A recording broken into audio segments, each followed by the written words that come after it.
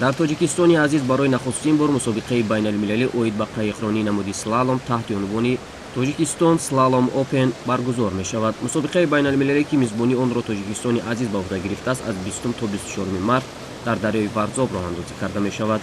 бояд гуфт ки дар минтақаи Варзоб мусобиқаҳои умумии иттифоқӣ аз ҷумла чемпионати иттиҳоди ҷамоҳири шӯравии социалистӣ борҳо гузаронида шуданд. тими миллии иттиҳоди шӯравӣ фаслҳои баҳору тирамоҳ машқу тамринҳои хешро дар ҳамин минтақа мегузаронд.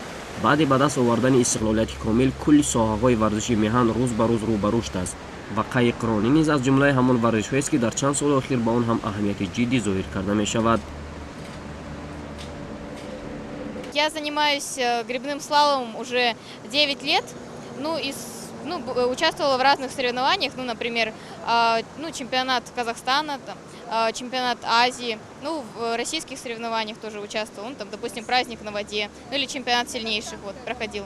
Это не первый раз, когда я приезжаю в Таджикистан, не первый раз, когда я на этой реке, но не так давно ее немного изменили, подправили. Она стала сильнее, и немного изменилось расположение уловов, расположение бочек, в общем, водных препятствий.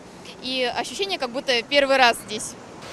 минтақаи баргузории мусобиқа аллакай 100% барои мизбонӣ омода аст ва тимҳои иштирокчӣ тамринҳои пеш аз иштироки худро тӯли чанд рӯз аст ки дуир намуда истоданд.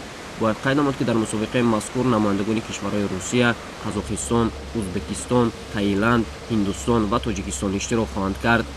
аз Федератсияи Русия ба ҷуз тими миллии кишвар ҳамчунин аз 4 вилояту ҷумҳуриҳои мухтор барои иштирок ба мусобиқаи мазкур омаданд. бояд гуфт ки ҳадафи асосии баргузории мусобиқаи мазкур ин баланд бардоштани нуфузи ҷумҳурии Тоҷикистон дар олами варзиш ва фарҳанги минтақа, оммавӣ ва рушди қайиқронии намуди слалом дар Тоҷикистон ва ҷаҳон. албатта яке аз бахшҳои муҳими дигари баргузорӣ ин тарғиби тарзи ҳаёти солим ва ҳамчунин таҳкими робитаҳои байналмилалии варзишӣ мебошад.